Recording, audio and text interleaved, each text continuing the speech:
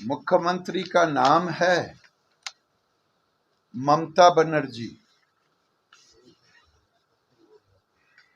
ममता बनर्जी एक ऐसी मुख्यमंत्री हैं जो देश के अंदर अराजकता फैलाने का काम करती हैं। अराजकता शब्द का प्रयोग हम इसलिए किया कि भारत सरकार ने उन्हें अब तक यूपीए में केवल 58,000 करोड़ मिला था, लेकिन भारत सरकार ने 2,05,000 करोड़ देने का किया। लेकिन ये गरीबों के हक को जब लूटने लगे मनरेगा के नाम पर, मनरेगा में हम 2022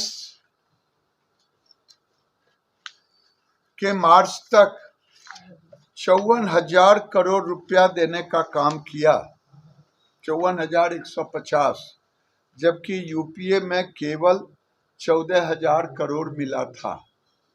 और सबसे बड़ा नमूना है कि जब आधार सेटिंग किया तो लगभग 25 लाख जॉब कार्ड में हेरफेर पाया,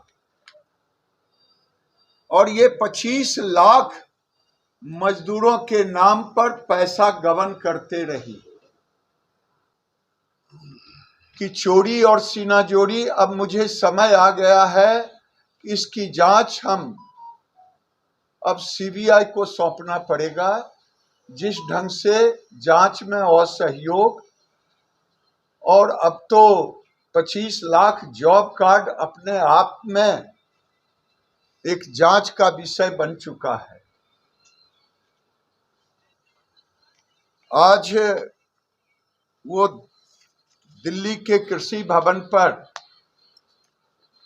आज और कल 2 दिन धावा बोलने वाली है। ममता बनर्जी को चेतावनी दे रहा हूं कि गरीबों का पैसा, लूटे हुए पैसा गरीबों को वापस करें। 25 लाख जॉब कार्ड जो डुप्लीकेट, फेक, मरे हुए लोगों के नाम पर, इसकी राशि को कहां गबन किया, ये भारत सरकार और देश की जनता जानना चाहती है। ममता बनर्जी भारत सरकार के पैसे को लूट का घर बना के रखी है। जिन्हें घर देना चाहिए उनका घर नहीं अलॉट की, पैसे गबन की, मनरेगा में पैसे गबन की, और भारत सरकार ने फिर भी न हम सड़क में पैसा रोका। हत्यारी सरकार भी है, एक लूट की सरकार है, और ये सरकार बंगाल की जनता के प्रति जवाबदेह नहीं है, ये लूट के प्रति जवाबदेह है, कट मनी के ऊपर जवाबदेह है। और ये चोरी और सीनाजोरी, ये दोनों करने की कोशिश दिल्ली में आकर के भारत सरकार के ग्रामीण मंत्रालय में अराजकता फैलाने का कोशिश और नकली धरना देने का काम घोषणा की है। ये अर्बन नक्सलाइट जैसा व्यवहार करने वाली सरकार है मुख्यमंत्री। ये गरीबों के पैसे को, हक को लूटने वाली है, और ये बताता है कि ये 25 लाख मनरेगा का फेक जॉब कार्ड, आखिर इसके पैसे कहां गए, आखिर 2 महला मकान को मकान क्यों दिया गया। ऐसे कई चीज निकल करके आए हैं जो जांच में सामने आएगा। इसीलिए कहा कि अब समय आ गया है कि हम इसे सीबीआई से जांच करने के लिए दें। अर्बन नक्सल की तरह व्यवहार करती, किम जोंग के तरह अगर कोई बोल दे तो उसके गर्दन उतार ले और गरीबों का हक ले। 25 लाख मैं थोड़े ही नाम काटा, ये बंगाल की सरकार ही जब आधार सेटिंग हुआ तब ये पता चला। ऐसी हालत में जांच को सहयोग नहीं करना तो ये तो दर्शाता है। मैं यही कह रहा हूं कि ये आंकड़े भी फॉल्स हैं, समाज के आंख में धूल झोंकने के बराबर है। लेकिन जो राज्य 33 साल से सामाजिक न्याय के पुरोधा लालू जी, जो एक 12% 14%, यादव कितना था 14% को रिप्रेजेंट करते थे और ये 2.8 को रिप्रेजेंट कर रहे थे, तो इनको बताना चाहिए कि 31 साल में 33 साल में हमने क्या किया गरीबों के लिए। ये गरीबों को बरगलाने के सिवा ये जातीय जनगणना आँख में धूल झोंकने के बराबर और एक तरह से भ्रम पैदा करना समाज में। ये तो लुका छिपी दोनों में चलता है। नीतीश कुमार उनको डराते हैं कि मैं चला जाऊंगा। मैं इधर भी एक दिन कहा कि नीतीश कुमार उनको डराते हैं और लालू जी पितृ मोह में डरे रहते हैं।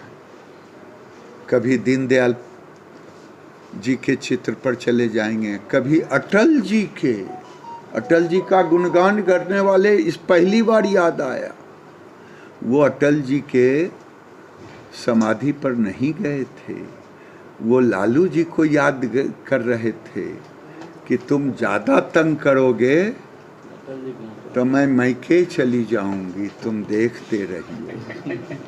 तो लेकिन मैके का दरवाज़ा खिड़की बंद है, इसलिए लालू जी डरिए मत और आप पितृ मोह में से उठिए और राज मोह में आकर के बताइए राज्य को कि आपने क्या किया 18 साल 15 साल, इन्होंने क्या किया 18 साल। ये 33 साल का हिसाब देश का गरीब मांग रहा है।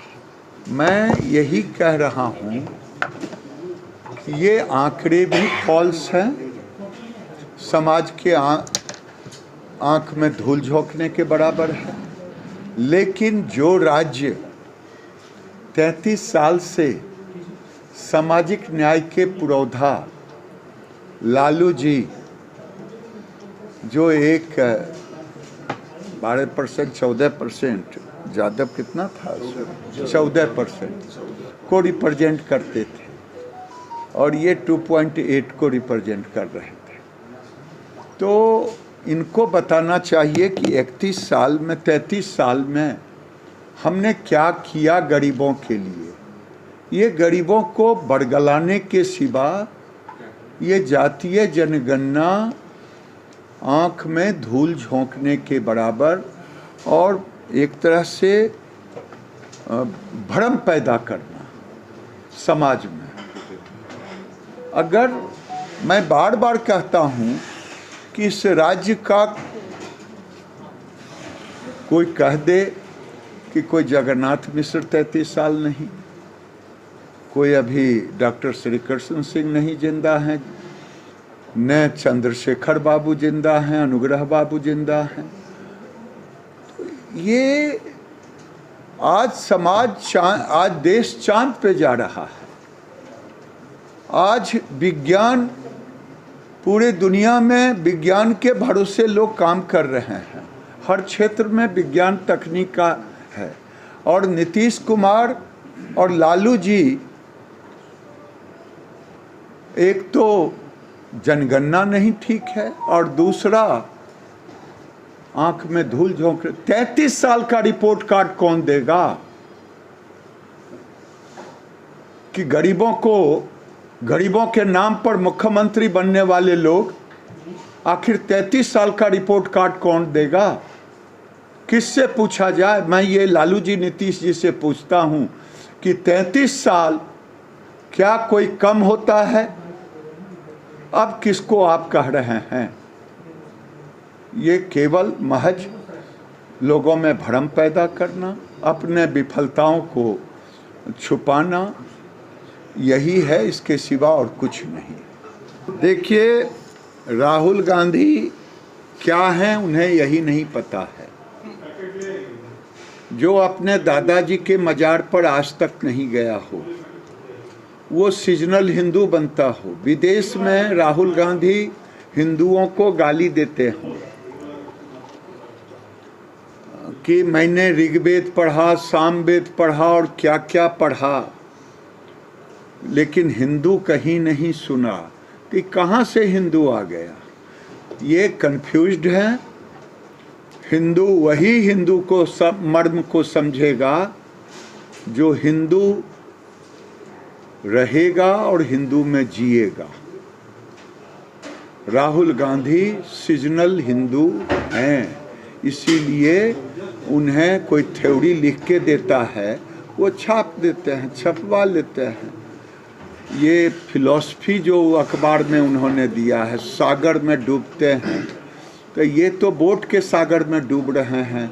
सॉफ्ट हिंदू कैसे हो जाए, इस सागर में डूबे हुए।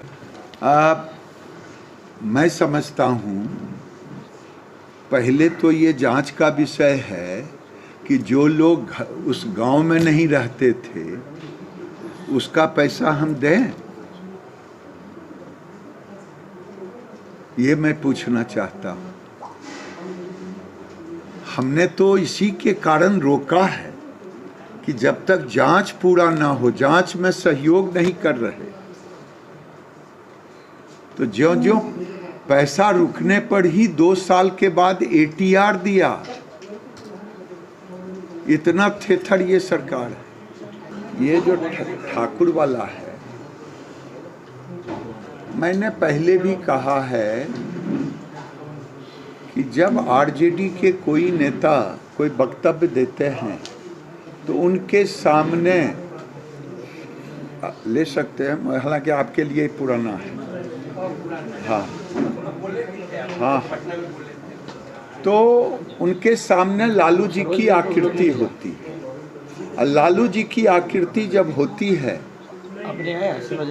तो लालू जी के उसका नाम इतिहास भी सामने होता है। उन्होंने आज तक बिहार के विकास में कुछ किया नहीं, लेकिन जातीय संघर्ष जरूर कराया। आज भी मैं सोचता था कि ठाकुर समाज से माफ़ी मांगेंगे और सामाजिक विद्वेष को ख़त्म करेंगे, लेकिन पूरा आरजेडी का कुनबा लालू जी सहित उसमें आग में घी देने का काम किया है। आज ठाकुरों को गाली दिए हैं, आहत किया है। किसी को न संविधान देता है अधिकार, न समाज देता है अधिकार कि किसी समाज को आप गाली दें। कल मुझे उम्मीद है कि ऐसा माहौल बनाएंगे कि ब्राह्मणों को गाली देंगे, परसों भूमिहारों को देंगे, और ये समाज में तनाव फैलाएंगे, क्योंकि इनके पास कोई राजनीतिक एजेंडा नहीं है।